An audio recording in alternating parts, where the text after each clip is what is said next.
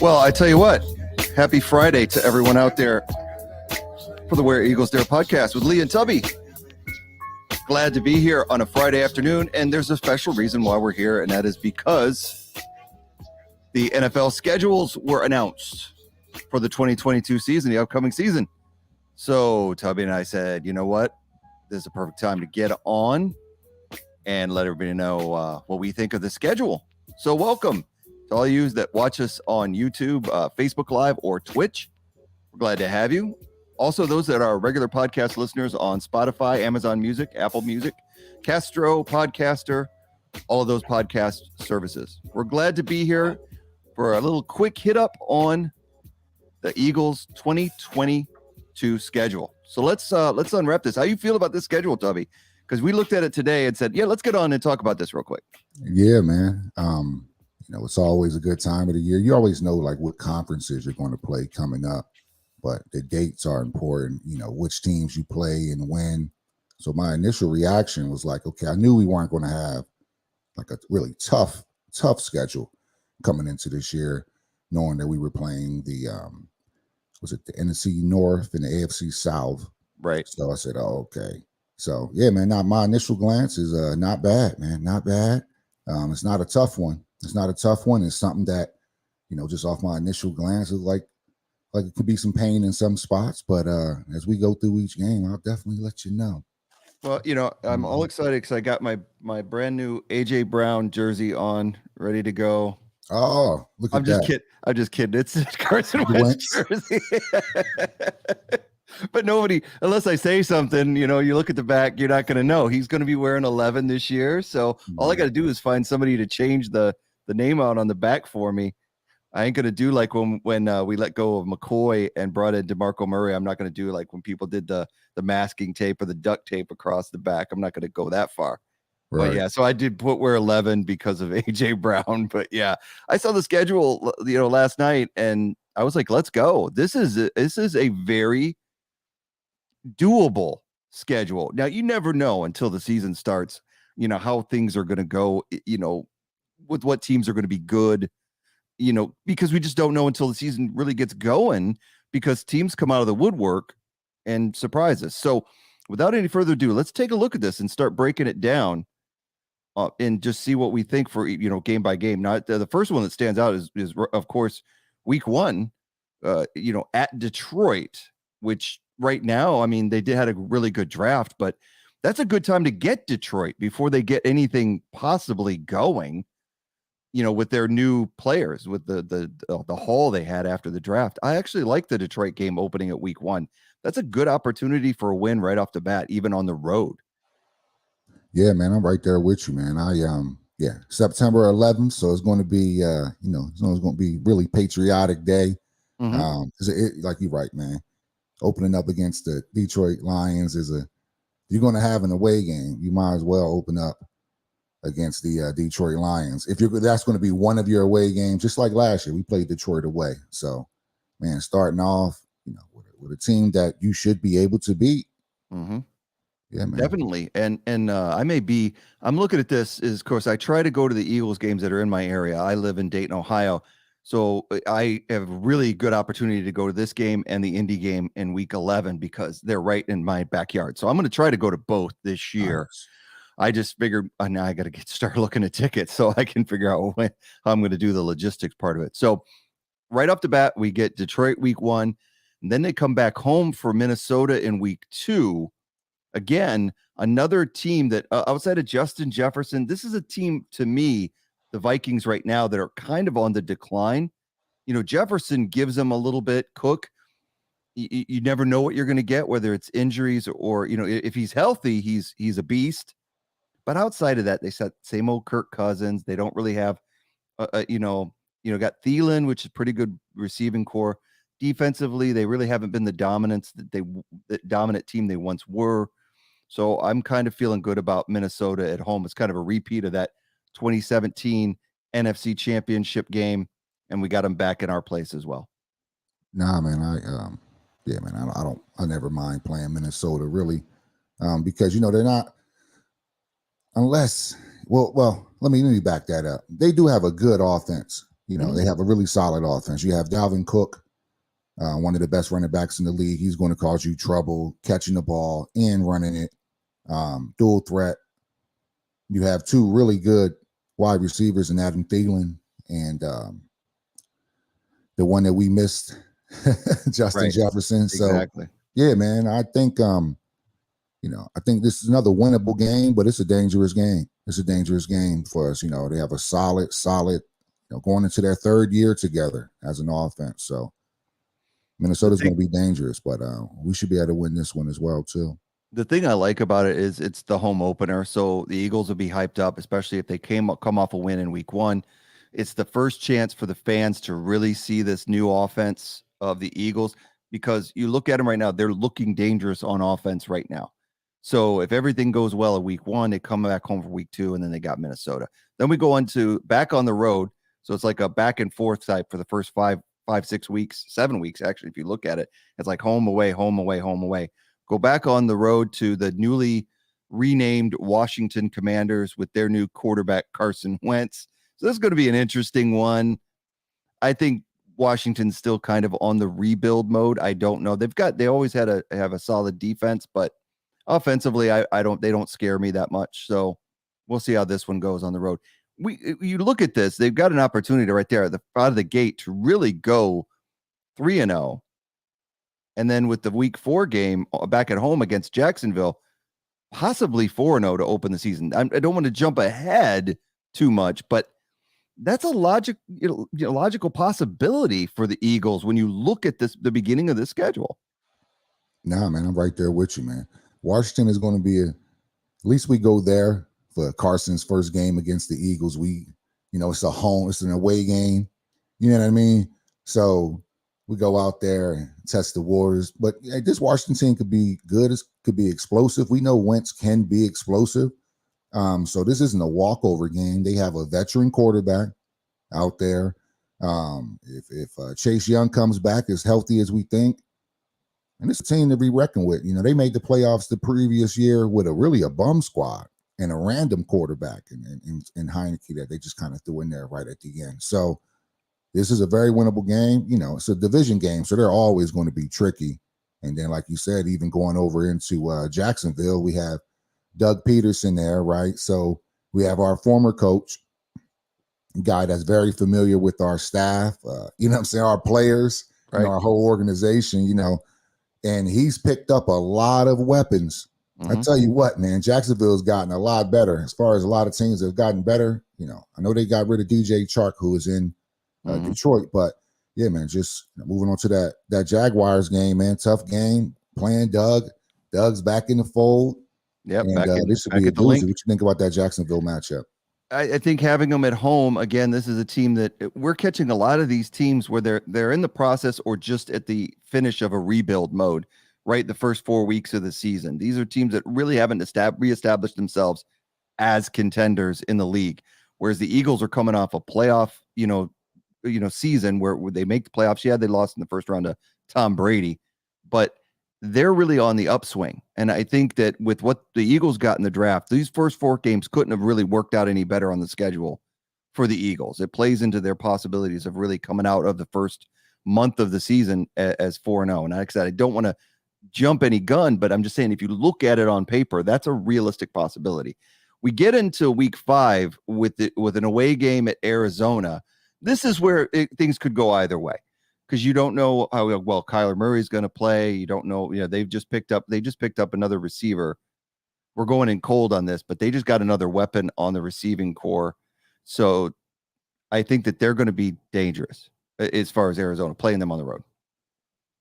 Yeah, man. They have Hollywood Brown now. Oh, that's right. They got Marquise Brown after the draft. That's what it was. Right, That's what I was trying to think of. Yeah, man. They lost Christian Kirk, who I think went to Jacksonville. And then they picked up Hollywood Brown now. So that's another weapon, college teammate of Kyler Murray. So that's that rapport there. The only thing that catches my eye here, really not the only thing, but they won't have Hopkins. He's suspended for the first 6 games of the season. So they won't have Hopkins for this game, which is good for us. and our new corners, because we're still trying to. I mean, we know we have Slay, but we're still trying to figure out our secondary, with the exception of Slay and letting McLeod go. So this could be another. We can go about 3-4 straight weeks where we're going against a pretty solid quarterback and offensive core, just in general. With all the weapons that Arizona have. They got McLaurin out there with Washington. We know the receivers that Minnesota have, and then we're going to a newly ready to go. I think they even got Evan Ingram down there at tight end, even in Jacksonville. And then we're going against our old guy Zach Ertz. So they have a lot of weapons out there. Definitely in Arizona. Really dangerous game. It is, and that's why I say that could be. It could go either way. I like I said, with Hopkins out, I think that does play into the Eagles' favor, gives them less to have to cover. We're not really going to know how these DBs are. Until the season gets going, because we're really light on DBs. We're great right now with our front seven. So I think that their teams are going to have a really hard time running on the Eagles. But we don't know, like you said, with McLaurin and all these offensive weapons, how our DBs are going to play. So possibility there that they could get out of that game unscathed and go into week 6 coming back at home with the first encounter with the Dallas Cowboys, which is, what we want. I think that you're coming out of the first 6 weeks of the season and you got Dallas at home before you go on a week 7 bye. I think I love the way that this is playing out. It seems like the NFL is doing the Eagles a favor here with the way the first 6 games are rolling out. Yeah, man. It looks like it's pretty reasonable to be 4-2 at least at the end of this. 5-1 or 4-2. Right. It's a reasonable start for us. If they could get out of the Dallas game with a win and maybe a 5-1 going into the bye week, that sets them up. That just means that now they can get some momentum going heading out of that. And then out of that, they go back on the road to Pittsburgh to play the Steelers. But again, no Ben Roethlisberger. They've got Mitchell Trubisky and the kid that they got from the draft, Kenny Pickett. They're really now, I think, Pittsburgh starting a new era. So we don't really know what kind of team that we're going to get there. So I think that plays into the Eagles' advantage. Yeah, man. Dallas is always going to be a crazy game, man. Crazy game. But at least we have them going into the bye week. You know what I'm saying? Yeah, exactly. Going into the bye week. And then, I think it's just a really good link up for us, man, because it's always going to be a tough matchup. I think our first 6 games is going to be pretty intense. Mm-hmm. I think what you think about the bye week? You think that's too early? Considering that in previous seasons we've had it way too late, I'm okay with a week 7. I think somewhere in the middle of the season is optimal, but you're not going to get that. At least it's not, after week 4 or somewhere in there. Yeah, I'll take it, especially coming after the Dallas game, because the guys can go all out against Dallas. They're not going to have Amari Cooper anymore. They're really, a lot of people are giving the Eagles a better chance to win the East than the Cowboys, because they've really lost on some key pieces on offense. Defense is not looking as stout as it was. They're still a good team. Don't get me wrong. You got Dak Prescott. You still got 2 good running backs. You still have CeeDee Lamb. You've got Van Der Esch and all those guys on the defense that are going to be tough to deal with. But I think that the Eagles have closed the gap. Let's just say that they've closed the gap. So they're going into week 6, going into the bye week. I think they go hell bent for leather, and then they come out of that, and you've got again 2 AFC opponents that are winnable games coming out of the bye week in the Steelers, and then following that going on the road to the Texans. Yeah, man. Those are. Go ahead. With no Deshaun Watson in Houston, I mean, there's no one to fear there anymore. Right. There's no Watt anymore. This is not the same Texan team from a few years ago. There's no Hopkins anymore. They're a shell of what they were. So you couldn't ask for a better. Now you look at it, they could ask for the better 9 weeks of a season. It's crazy. Yeah, man. We don't know who the Steelers quarterback is going to be. I don't even know who. What's the guy? I forgot his name from last year. Ellis or something like that. I don't even know if he's going to be the Texans quarterback. So you're right, man. Yeah. We have coming out of this. These are 2 teams, 2 definitely winnable games. And if I'm just tallying it up here as we go, that puts us at about 8-2 potentially, at least 9-1. 9-1 is a stretch. for such a squad that's still getting to know each other with a new receiver, 2 new receivers, but we definitely have the firepower to do it Yeah, for sure, man. And yeah, which 2 winnable games here. yeah, the way I see it the same way. I mean, I would take 7, I think it's 6, 7, 8. So I'd take 7-1. I don't think they'd be 8-0 at this point, but I would definitely take 7-1 or 6-2 after week 9. That would be Yeah. fantastic. And then again, we got the Commanders coming up again, this time at home. And we don't really know who their quarterback's going to be. It might be Carson Wentz, but by week 10, they could go back to Fitzpatrick. He's still with them, right? Yeah, last He time went I there checked.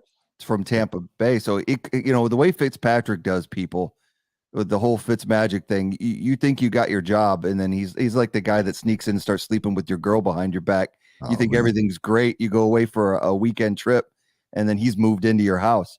So, Oh and that's wow. what he does that everywhere he He goes. does, man. He does. He So does. He Carson, changes the dynamic really easily. yeah, And he's smart, so it always going to make people always second guess everything because he'll come in and he'll look like Brady, and then the next day he'll look like Josh Rosen or something. Like it's yeah. just like it's crazy, man. He's one of the great gunslingers that we've been able to watch over the years, man, for sure.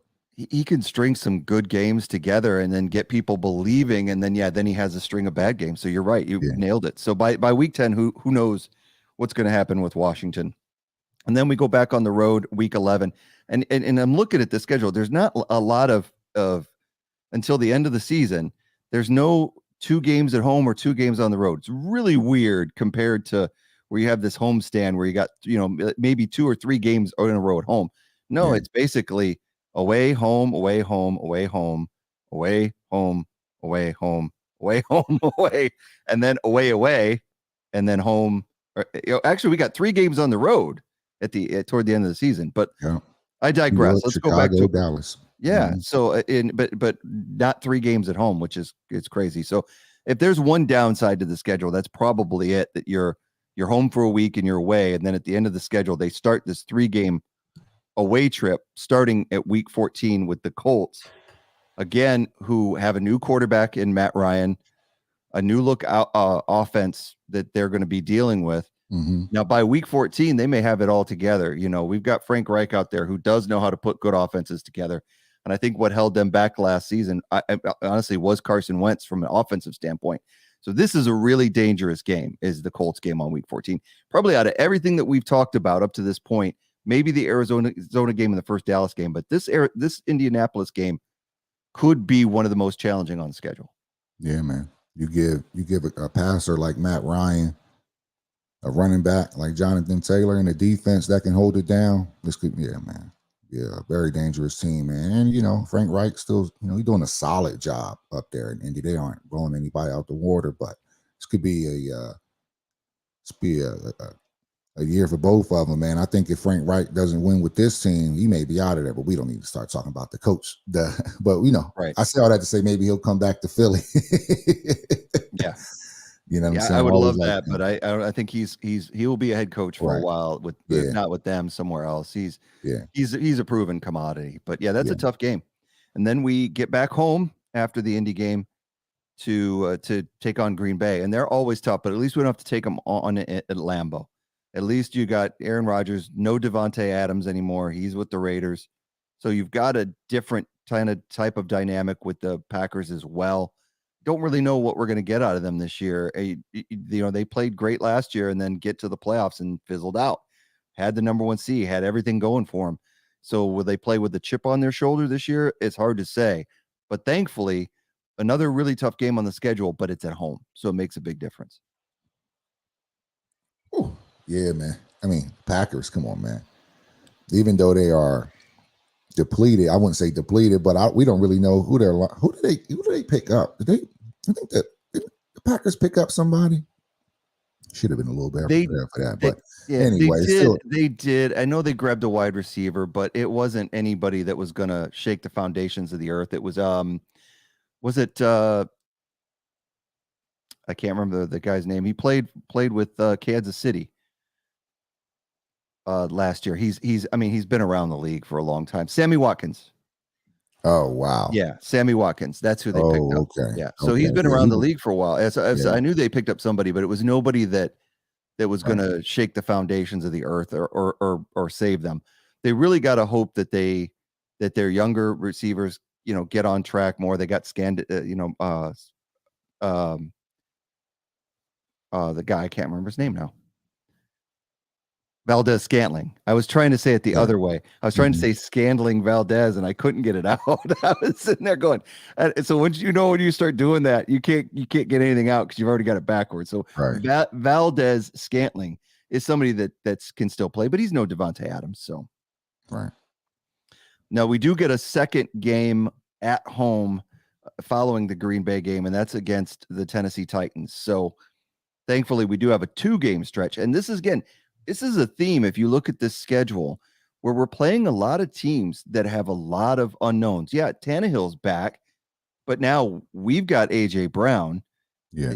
So their offense is going to take a hit there. What kind of Titans team is this year going to be like for them? Nah, man, Losing that's a a key. good Now, point. I mean, they picked up the receiver in the draft that you liked quite a bit when we got AJ. Mhm. But is that going to be enough? He's a Right. rookie. Will he come out of the gates fast and be able to play for them, or what's going to happen there?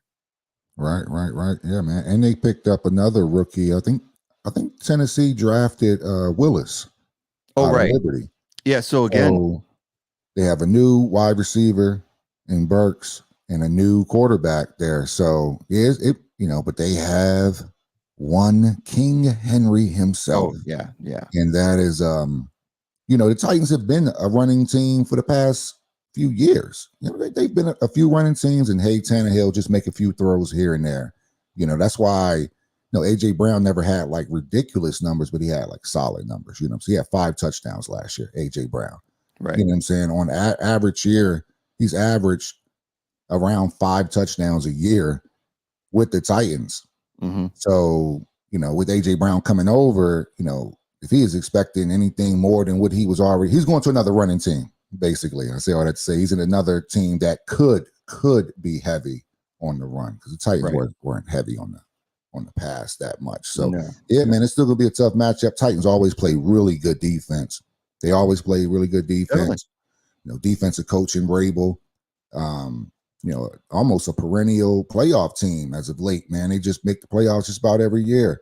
So we'll see, man. I think Tannehill is still in control and still can lead this team. And if not, they picked up a little young gun to back him up, but it gives Willis enough time to learn from a veteran quarterback, man. And we'll see how this Titan team go, man. But really interested to see how Traylon Burks works out, really. Right. That's it. Traylon Burks is the rookie wide receiver, and he may come out, guns a-blazing, but he's definitely not going to be as good as AJ Brown, we think. Right. I'd rather have AJ Brown at this point right now. But like you mentioned, Derrick Henry can take over a game. That's who they rely on.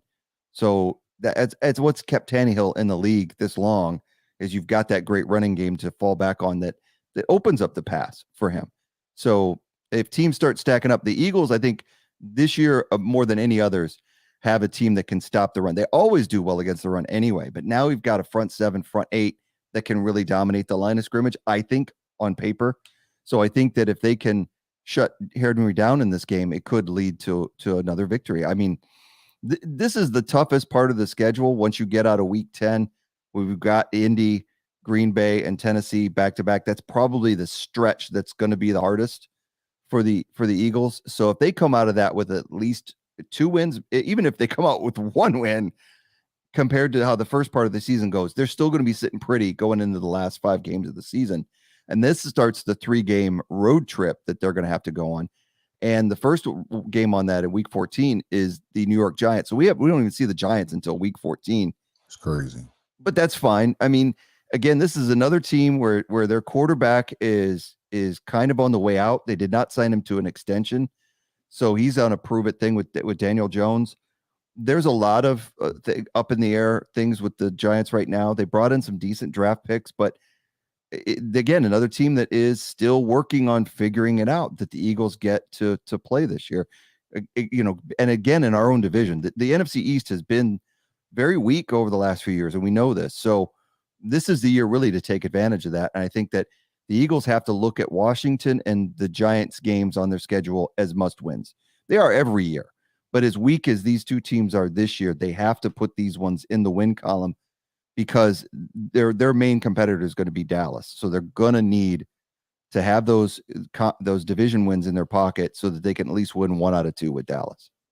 Nah, man, I'm right there with you. You know, nice little afternoon game, December, crisp up in New York or North Jersey, rather. We should better get this done, man. I don't know if the Giants. I know they had a good draft, but I don't know if they've really gotten that much better as a team. So I know they still don't even know who their receivers are. They're telling Tony or he can seek a trade. He was only a rookie just last year, so it's just pretty crazy. But yeah, there's another one that on your schedule, man. Like until the Giants show us something different, this is a game that we expect to win. It's right. a game we expect to win. You know, we don't have to travel that far. Another division game, and it was good to find a few familiar teams towards the end of the season. So yeah, I think this is definitely a winnable game, man. Winnable game. Yeah, I agree. And then after that, we go week 15 to Chicago to play the Bears. Again, a team that is still very good defensively, but we don't really know what we're going to get. They're a middle of the road team that's again in kind of a rebuilding phase. So kind of happy that we've got the NFC North on our schedule because you got a lot of teams other than Green Bay and even Green Bay a little bit that are in flux. Because I can't tell you who the team that's going to win the division. Green Bay's got the inside track, but they're all kind of up in the air with different things. So we get Chicago week 15 on the road. That's not a bad game for us. Yeah, man. Another winnable game, man. Definitely. I don't even know what's going on up there in Chicago. They have a new coach up there this year, I believe, too, right? Mm-hmm. Nagy got fired, so I think they have a new coach. It's good to get a team like this towards the end of the season because they could be either out of it, just so far out of it that they don't even care at this point. And this is, it starts to remind me of this part of the schedule starts to remind me somewhat of last year, how our schedule wasn't so bad going into the playoffs where we start seeing these very winnable games down the stretch. And I think that Giants and that Bears game could be 2 good confidence booster games that no matter how we're doing or no matter how the Titans game go, we should be able to either continue on that path or, bounce back with these 2 games right here, this Giants game and this Bears game. Yep. So, yeah, man. And then the Bears, they got rid of Khalil Mack as well, too. So they don't even have their best or their most feared defender anymore. Exactly. So, and I don't know what's going on up there in Chicago, but I expect the Eagles to win this game as well, too, unless something crazy is going on up there. But we'll see, huh? Yeah, I mean, anything can happen on the road, especially late in the season. But this is coming into the stretch of the schedule. You're just after the Colts, the Packers, and the Titans. If they put a win on the road against the Giants and then go to Chicago and get a win, they're again rolling the momentum for the last 3 games of the season. And then comes the Christmas Eve game that's really, really hyped up on the schedule. At Dallas for Christmas Eve. It's a huge, huge game. It could have division implications. By this point in the season, we'll know. In my opinion, I hope that by this point in the season, it's all but over. But the crying that maybe we've got a 4-game lead on Dallas, that's unrealistic. But I think that's going to be a huge matchup, and it's going to set the tone. We'll see what team is really going to come out ahead at the end of this game. This is the big one to circle. Oh man, what Cowboys game is not, man. We have to every time we have the Cowboys, man. No matter what time we play them in the season. Even though that game meant nothing to us last year, we were still like, we let Dak Prescott do this. So, we were still just not having it. Even though we had basically achieved our goal, we still wanted to beat them, even with putting out, our backups out there. I think we started Minshew that game, the second game against the Cowboys. You know what I'm saying? So, yeah, man, it's always a big game. It's Christmas Eve game as well, too. So that's always fun. I find it interesting because the last few years, the Cowboys have been the last game on the schedule, and they usually has come down to where it hasn't really meant anything. It's either the division's already been decided, or they both make the playoffs like last year, or even going back to 2017 when the Eagles already had clinched, the number 1 seed. So there was no point in putting anybody out there against Dallas. So the them moving this game up a little bit, I think makes it more relevant because we're going to know that the season's not over. It could very well be over by week 18. But in week 16, I think it's going to be like let it be, 2 men enter, 1 man leave, Thunderdome right there down in Texas Stadium. So I think it's going to be a great game. And yeah, like you said, every game against the Cowboys, you got to circle. And this one could be a really, really big one that goes down for the ages. So then after that, I actually misspoke earlier. I did the way I was looking at the schedule was a little bit wrong. I said that the Eagles didn't really have a couple of good homestands. They do have a couple of 2-game homestands. They got the Packers and the Titans both at home, and then to end the season in week 17 and 18, they have the Saints and then the rematch with the Giants. The Saints game at home is intriguing. Again, it's going to be cold weather. The Saints coming in. There's a lot of unknowns with them. They still have Kamara, and then they brought Ingram back last year, so you still got those guys. But Ingram's, got there up there in years. But their quarterback situation is really muddy because they're sticking with Jameis Winston, inadequate quarterback right now, but has his issues, has always had his issues with turnovers. So that gets them frustrated when you're trying to deal with that. Drew Brees has done and gone now, so you can't dominate people through the air like you used to. You have to rely on somebody like Winston. Then they got Taysom Hill, who can run, fairly well. He's very, very athletic, but his passing accuracy, his arm is not that great. And then they brought in Andy Dalton as well. So the Saints team by week 17, they should kind of know where they're at, or they could also be just about out of it in the NFC. So that's going to be an intriguing matchup to see what team that we get by week 17 at home. Nah, man, I'm right there with you. Jameis, he's one of those guys that, he has a lot of Fitzpatrick in him. He can have some games where he just blows your team out the water, where he just cannot miss. I mean, this is one of the reasons why he has won a Heisman Trophy, because his potential is there. We've seen it. We've seen how he can just light up a team for 5 touchdowns and the next week throw 5 interceptions. Mm-hmm. So, he has a lot of Fitz magic in him. But yeah, hopefully we don't party too hard. A New Year's Day game. Yeah. You know what I mean? We come out of a Christmas Eve game and then a New Year's Eve game, but at least we're not in New Orleans. At least we're at home. At least our team is not in New Orleans for New Year's. They're in Philly. Good point. By this point of the season, if they, the holidays are there and they're playing these games and they're not all business, and really got the eyes on the prize at this point, and I fully expect, I didn't feel this way last year. I didn't even feel this way the year before. This is the first year that I've looked at the Eagles roster, and I've looked at the schedule and had a better than average high expectations, as far as going into the season. What I expect definitely a playoffs, but I'm really expecting a division title out of this at least, and maybe a playoff win, possibly 2. And we'll see by this point at the end of the season who the contenders are in the NFC. If not the Eagles being one of the top contenders, who knows? But I think that they have a shot to be. So week 18, again, another matchup with the Giants, ending up at home. This could be a meaningless game, or it could be to get the Eagles the division. We don't know. But either way, a division game at the last game of the season at home is always important. And this one will probably be no different. I mean, last year we played some really bad teams and were able to beat them quite handily. The ones we struggled with the most were our division opponents, even though a lot of them were weakened. And that's because these division games are always heated contests. You never want to lose to your division rival or division opponent. So I don't think the Giants are going to take any game lightly, especially if it's week 18 and the Eagles are going to try to get into the playoffs or win a division. They're not going to take it easy on us. So, hey, and they may even be the ones we're fighting over the division for. We don't know. We really don't.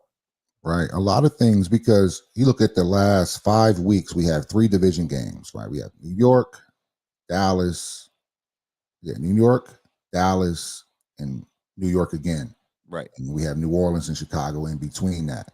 Man, it's no telling where our division is at. This is after coming off of probably a few 3 games where we don't even play anybody in the division.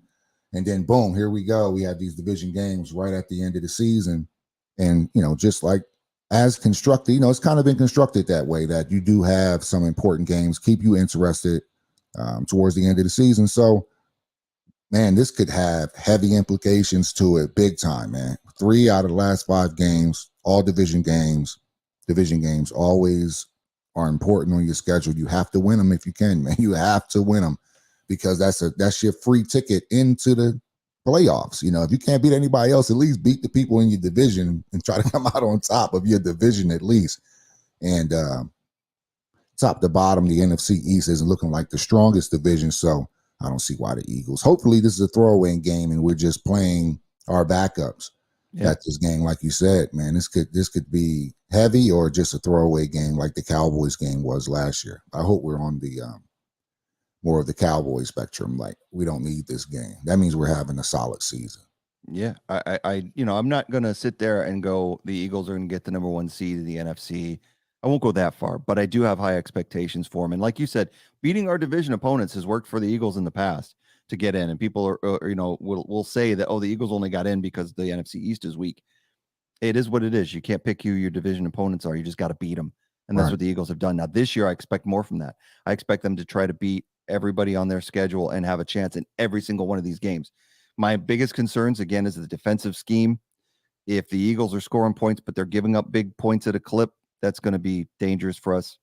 We'll just see where it goes. So that's the 2022 NFL schedule for the Eagles, and we're pretty excited about it. I know I am. So before we go, there's a couple of things I want to talk about. One is just, we've talked about this to death, really, but I think that just a brief hit on this is just looking at our quarterback and where he's at. This quote came out this week from the NFL Network's Jim Trotter that said about Jalen Hurts, "It is not true that everyone is waiting for him to fail so they can say, 'I told you so,' but it sure feels like that at times. With an upgraded cast around him and a second year in the offense, Hurts has his best chance to succeed." And I think that goes even further when you look at the schedule. That's why this quote is relevant. Not only does he have a better offense, he has a great schedule coming up that gives him his best chance to succeed. There are people that are like us that are in the Jalen Hurts camp on his side.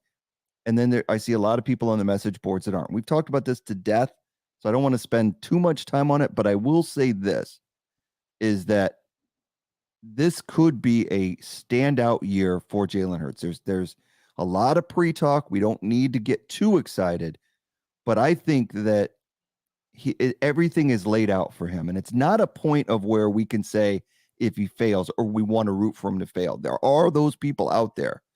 I just hope when the dust settles and Jalen does lift this team up with the weapons that he has, that those people that ragged on him remember what they said and don't come out of the woodwork and start praising the guy all of a sudden. You know they will, but it's just, I do think this is a great year for Jalen to succeed. If he's going to, you've got everything right in your way, and you're coming up on needing your extension. Are you going to be the Eagles guy? Everything is laid out for him right now, including the schedule. I think the reason why that can even be in Jim Trotter's mind is because it's a reality. You know, he's the one not keeping it real. It's a lot of people that are just waiting. Remember, that's why I said last week, it's almost like people don't feel like their day is complete unless they can speak on Jalen Hurts. This is just an observation. That's why he said sometimes it can feel like that because that's what it is. Look, at the end of the day, we'll move forward through this season, root for the birds, the outside noise. You know, people are going to be able to change their mind every day, man. That's the frustration with sports, is that you don't have to be really held accountable. Everybody's just looking for the next hot take. And as long as you're hot takeable, you have some quarterbacks that if you say their name, they're going to get headlines. Jalen Hurts is one of them. Baker Mayfield is another one. If you say these names, they're clickbait.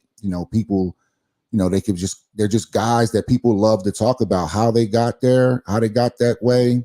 Who knows? But that is the temperament in the media, and that's why it can even be on Trotter's brain.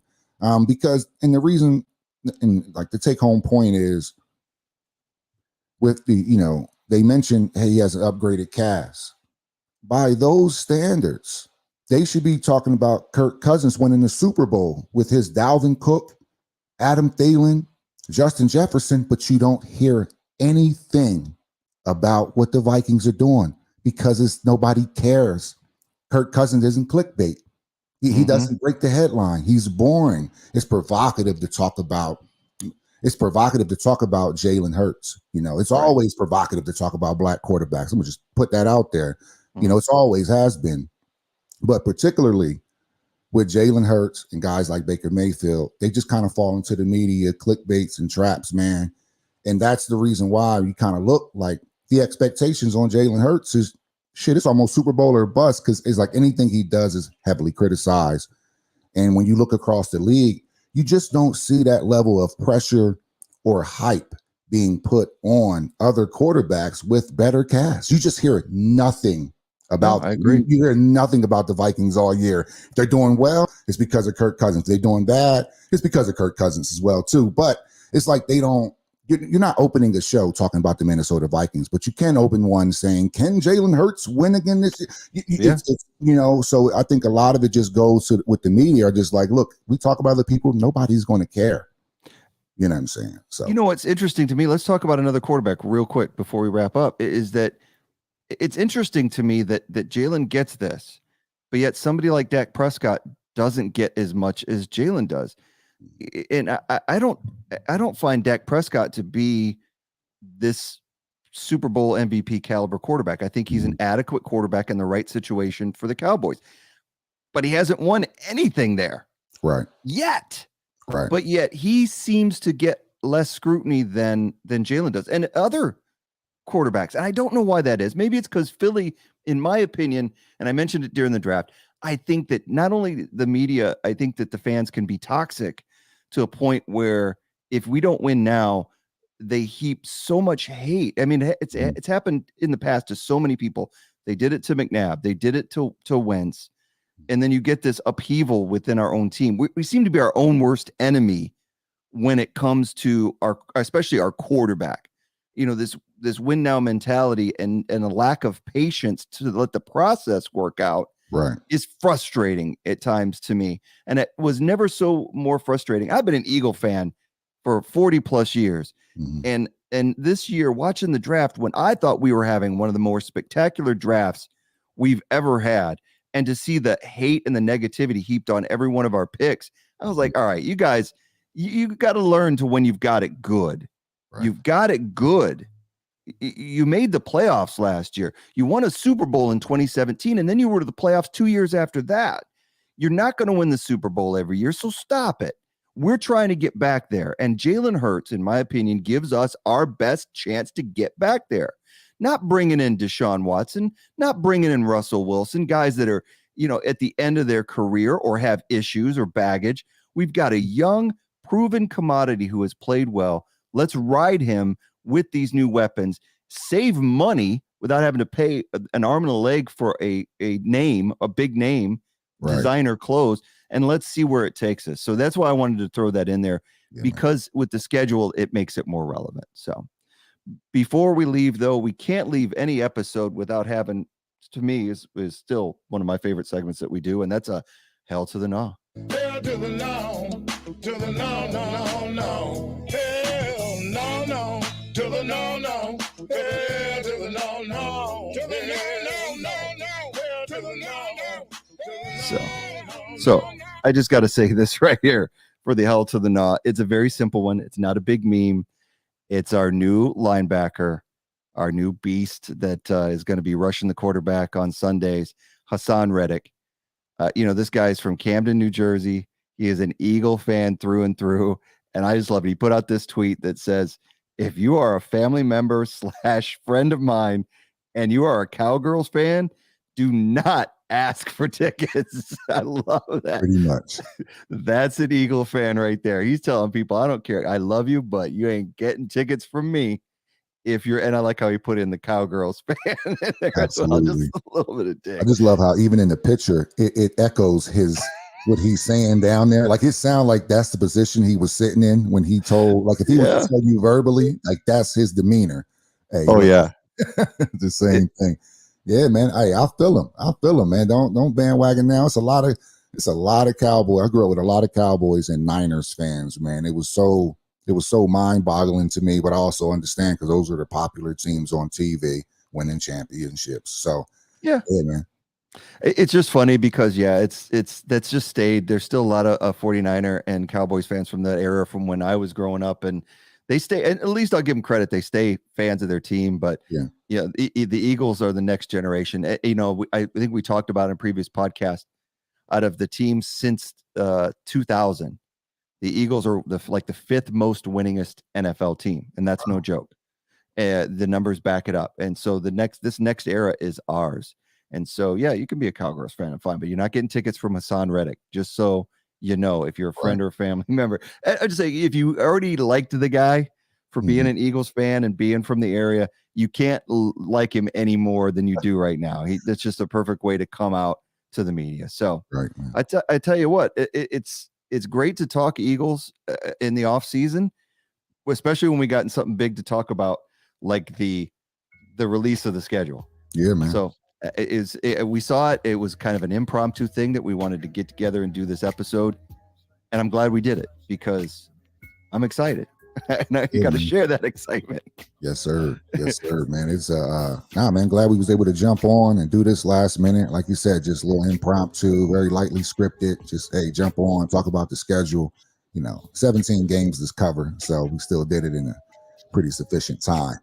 So yeah, man, it's always good to come back and talk birds, and we'll always be back throughout the season with updates and anything that's significant or pops through our mind. You will be around to check us out. Definitely. I think we'll be doing a show in mid-June, as well as toward the end of July, right when the training camp opens, because there will be moves, there will be stuff that will happen in the next couple of months. And then once we get in that preseason, that's just down the road. August is not far away. So I want to thank everybody who joined us today on YouTube, or watch us on YouTube or Twitch or Facebook Live. We really appreciate it. If you have any suggestions, or you just want to talk about the show, or something that you want us to read an email in the air, your own comments or opinions, you can email us at our email address at lee.bird, that's BYRD, eaglesdare@gmail.com.